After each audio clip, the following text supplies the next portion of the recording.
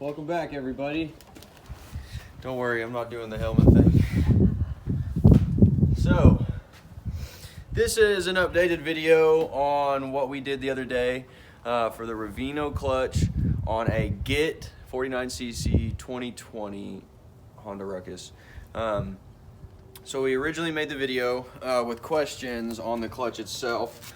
I've just ordered this about a week ago.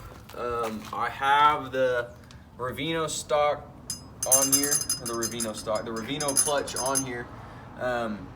It seems to be doing okay. It's about, well, I'll just start from the beginning. Everything I have done to the Ruckus, just so you guys know where I'm sitting at before this got put on. Okay, so I have the stock carb on here. It is rejetted to 35, 85, which is too rich right now. I need about an 80, which I've already ordered. I just haven't got it yet. And my elevation, I'm sitting about 720, right around there. So I'm going to be running 38 and 80 on my jets. And then I have the unifilter kit from the ruck shop. And then I have, let's see what else do I have performance-wise. I have the rolling wrench CDI that kills the rev limiter, boosts the timing with the iridium plug. You got the saddlebag. I have the EDZ exhaust.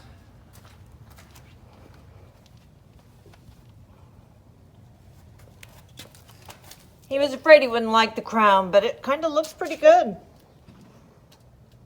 Will he keep it? Who knows, but. I feel like I'm missing something. Lights. Oh yeah, I have the man in the box dingleberry tail light. And this, blinkers, mirrors.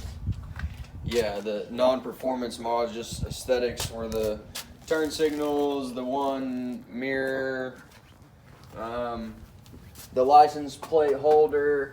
I have the Michelin bopper tires, just regular stock size. And then I have the lowered blade is what they are, blade lowered seat frame. I actually really like these. This was actually only like 45 bucks off Amazon, and it worked really well. There was a few modifications that I had to make to get this seat frame. It mainly had to do with just trimming the original plastic. If you can see here, I trimmed up underneath here to where if you wanted to fit your helmet lock on here, you can remove it from the old one. I haven't done that yet. Probably won't. Other than that, I have the NCY dry face, the NCY Teflon coated variator with 5.5 gram Dr. Pulley sliders. I have the PowerLink Gates belt. I probably need to run the Kevlar because this is already kind of getting chewed. So with all of that being said, I guess back to the clutch. I bought this Reveno clutch as the full ultimate CVT kit from Matt Burton at rollingwrenchdenver.com. Everything has been absolutely great, except the initial issue I'm having. Whether it's actually an issue or not, I'm not sure, so that's what I'm trying to figure out. This half, everything is great, works wonderful.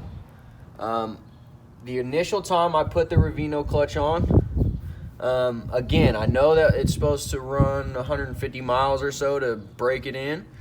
The initial install, I was only hitting about 30 miles an hour, and it was making an absolutely horrendous screaming sound that sounded like metal on metal.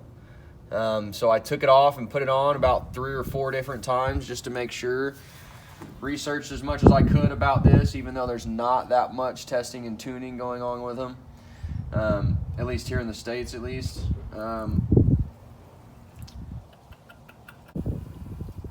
So it's not that the Reveno clutch is not working. Everything is kicking in. It takes a little, quite a bit higher RPM for the clutch to actually kick in, which is something we already knew from some other videos with this. But the main issue I'm having is once I'm getting up to, top end speed 30 or 40 miles an hour, 42, 43 is really all it's allowing me to get up to, where my top end speed before was closer to 50, 51, 52. I'm losing almost 10 miles per hour, and I don't know if that is because this is something that just needs to kick in to allow me to have that top end speed as far as like wearing the actual clutches in. But I also know that Reveno, if you buy a clutch directly from Reveno, they send you just the clutch itself, not the contra spring nor the actual pulley that the belt sits in. So with that being said, when I ordered this from Rolling Wrench, it was already assembled with the new pulley, the new contra spring, and the only differences that I can see between this and the stock clutch is, well, first off, let me tell you, when I put if I take the Reveno off and then I put the stock clutch back on, I'm hitting 50 miles an hour all day, easy. When I'm getting to the higher end speeds, it starts vibrating and my belt, of course, starts slapping the case because it won't grip it hard enough as it needs to. So I definitely need an upgraded clutch. I know that. But I'm losing like 10 miles per hour on my top speed because of this. The only difference is that I can see they're almost the exact same height. They're a little bit different. This one does require the clutch spacer. This one does not. Now, the main differences I can see are with the pulley. On this pulley, if you can see, there's a lip here. That's a pretty significant one. And on here, it is completely flat. Same with the back side. There's a lip on this back side, and it makes these quite a bit skinnier than normal. Kind of hard to tell. I'll take it off for you guys.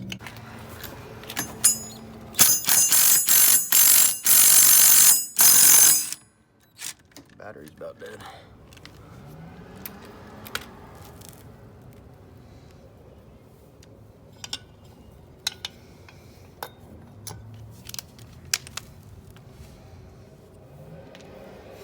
If you don't know, this is a 14, this is a 17.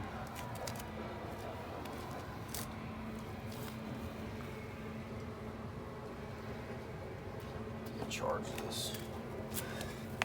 It's getting weak.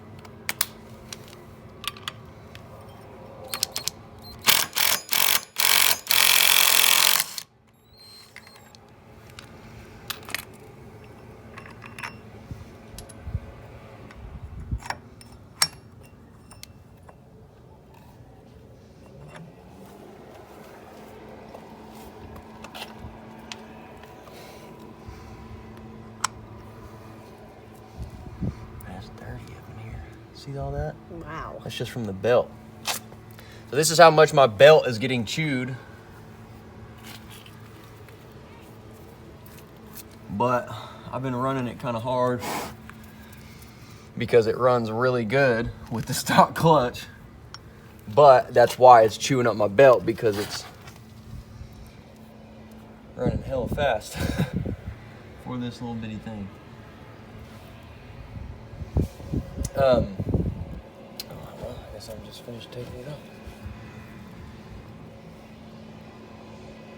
The reason I squeeze this belt, a lot of people, no one ever told me this. I squeeze this belt to get this loose on this back end, you see? Because if not, it'll be a bad word.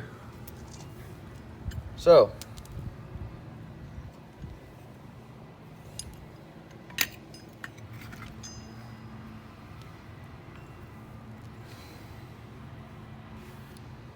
this looks a lot smoother than it used to. Got some pits in it though. Yeah.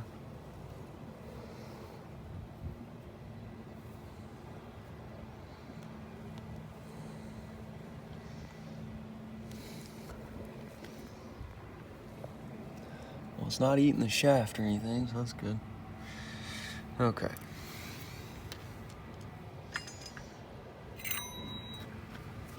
Here are the main differences that I can see from the clutch assembly, from what I was sent, and from what works great.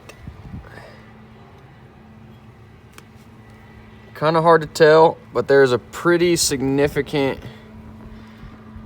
difference in size on the actual pulleys.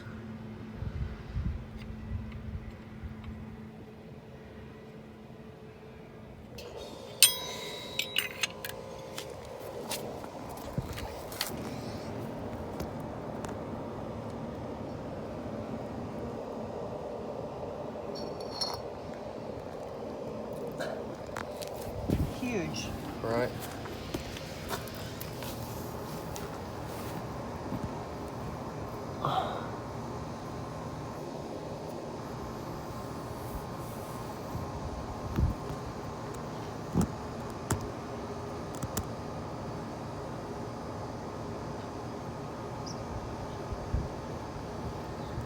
And with one being flat and one being lipped,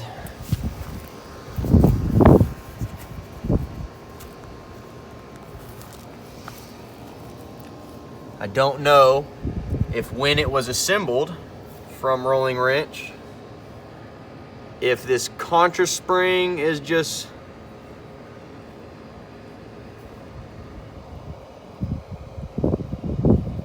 too tight.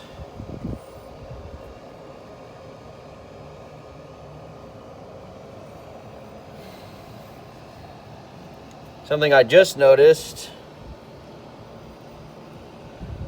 is that this spring in here looks like it is getting rubbed against something.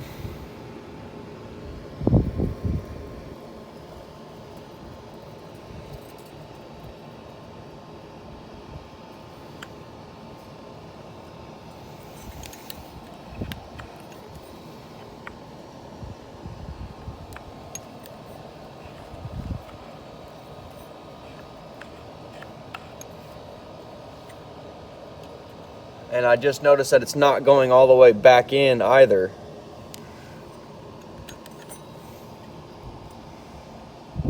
So I'm thinking something is too tight in here when it was assembled originally. I don't know. And I know that old Mr. Matt is a pretty busy man. Everyone trying to get him to answer questions, so if anyone has any ideas, feel free to comment. Man, this video was doing good at first, and then it's just been dragged out because I've been finding stuff as I'm actually taking it off. Well, good. Maybe it'll help somebody else when they find similar issues.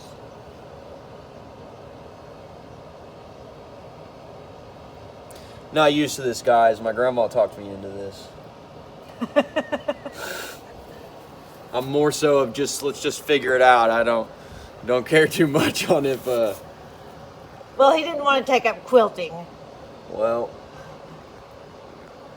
I guess this is the next best thing.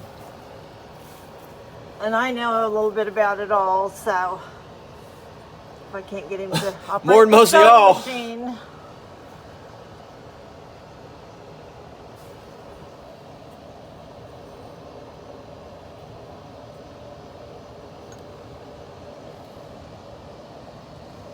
Well, I don't have a 38, so I'm gonna go have to borrow one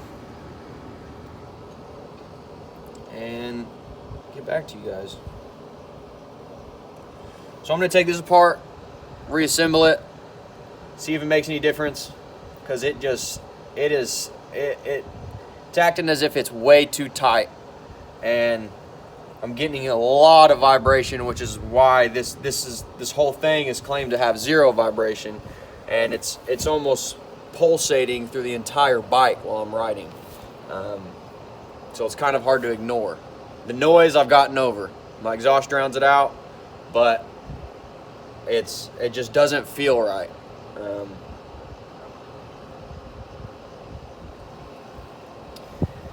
So I'm gonna take it apart, see if I can, I don't know. It doesn't look like I can